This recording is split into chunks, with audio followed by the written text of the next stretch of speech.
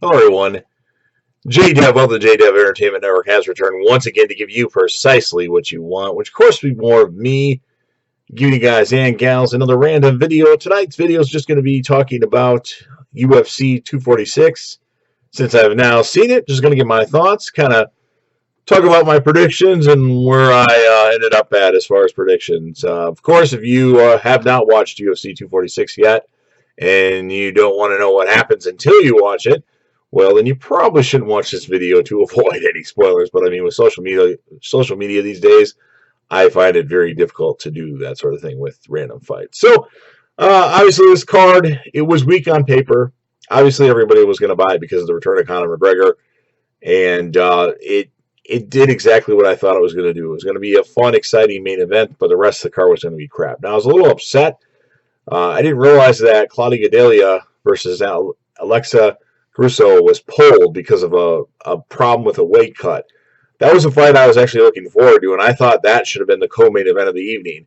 Not Holly Holm and Raquel Pennington. But with that said, so you had Anthony Pettis versus Diego Fira. And as I predicted, Anthony Pettis lost. Diego was just so much better in terms of, the clinch to getting his back and then getting into, a rear naked choke, trying to get in a rear naked choke and then repeating that.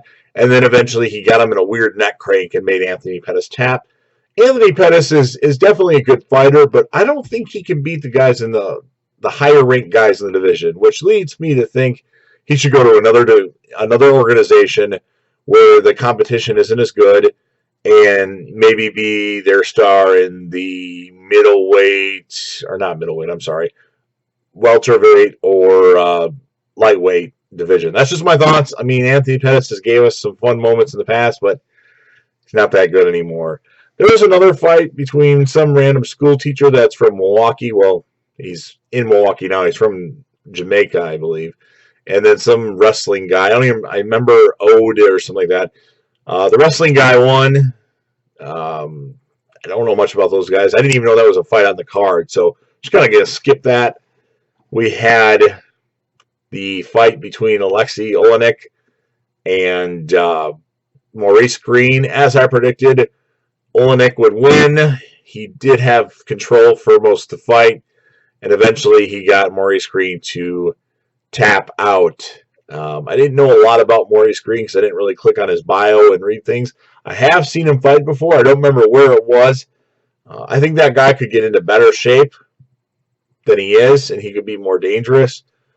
With that said, the fight was, in my opinion, garbage. It's just the old guy that, I mean, this shouldn't have been on a pay-per-view. And I understand why it was on the pay-per-view, because you want to give most of the money of the event to Conor and Cowboy, which is, I can understand that, but I mean, come on, give us something else. That could have been a co-main event on a ESPN Fight Night or something like that. Then we had Holly Holm versus Raquel Pennington. I got Olenek right, by the way, which I'm happy about. Holly Holm actually won the fight. They were in the clinch for fucking the majority of the fight. And I think UFC officials, or officials in general, because they're not just UFC officials, but MMA officials need to be retaught. When you're doing the clinch and you're really not doing anything, you're just circling around and just standing there and occasionally doing, they need to break them up right away. Same with judges. Judges need to be retrained or retaught or something. Something needs to change because the sport has evolved. And Dana White even said during his post-fight press conference that was bullshit. Jason Herzog, who was the official for this bout, I like him as an official, but, I mean, he let them stay in the clinch way too long. So Holly Holm ended up getting the victory, which she definitely deserved it because Raquel Pennington wasn't doing really much of anything. But that girl needs to let her hands go and be a striker. And she's, timid to do that stuff, and that's why she lost the fight. And then, of course, the main event of the evening, Donald Cowboy Cerrone versus the returning notorious Conor McGregor. Conor McGregor wins with a really interesting game plan. He does some shoulder strikes from somewhat of a clinch position because he's got Cowboy's arm underneath his right arm, and he's got him with his left arm. and he's jumping up into his nose and busting him open with one of those strikes, which was pretty interesting. It wasn't even a left hand that connected. And then Conor does a left head kick to daze Cerrone, and then with a barrage of punches. And I'll give Herb Dean credit. I like when officials give a fighter time to recover. He gave Cowboy all the chance in the world, but Cowboy in the end didn't even defend himself, and Herb Dean stopped the fight. Cowboy didn't even land a single strike, I think. So I'm a little upset about that. I think Cowboy didn't give us a good performance. It almost seemed like he was like paid to let Conor just maul him. But, the shoulder strikes that he wasn't expecting. I've only seen John Jones do that before in a fight, and that's usually up against the cage. So that was interesting to see somebody do that in the middle of the octagon, or almost the middle of the octagon. So Conor, I shouldn't have doubted Conor. I know Conor McGregor is legit. I just thought he, just his head hasn't been in the game lately, and I don't know. I didn't a game Cowboy. I thought Cowboy would show up because he's just so huge compared to Conor. But Conor still has the reach advantage by 1 inch. So, all in all, everybody came to see Conor McGregor versus Cowboy Cerrone. I wanted to see Claudio Gadelha versus Carrazzo. I'm a little upset that I didn't get to see that fight, but oh well. That's unfortunate. But I think the card was pretty terrible. You could have had a co-main event of like Dustin Poirier versus Justin Gaethje 2 or something like that. And I hope that fight does get made. If Gaethje can't fight Khabib next, or the winner of Khabib Tony, I think he should be put on that card against somebody, even Conor maybe. Who knows what Conor's going to fight again? It might even be March. We'll see who his opponent is. I don't know. I kind of hope Conor stays at 170 because it seems like 155 has too many good fighters in it.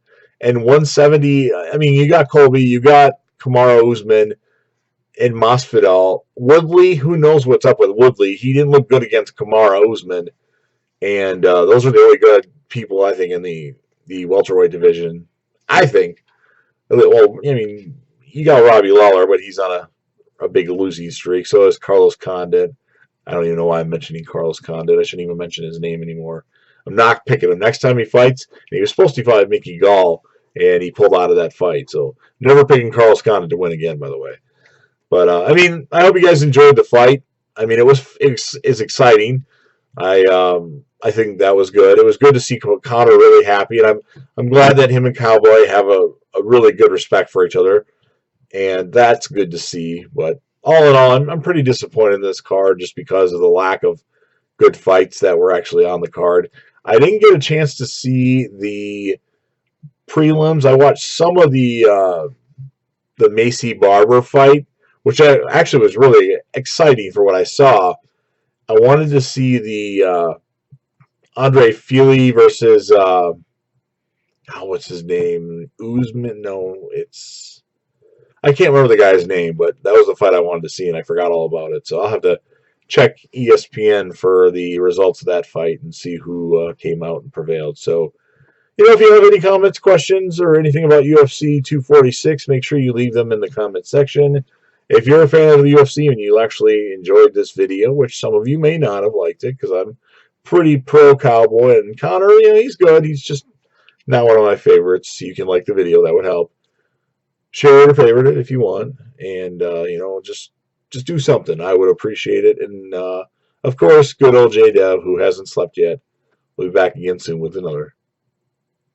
And make sure you subscribe to the J-Dev Entertainment Network. Peace.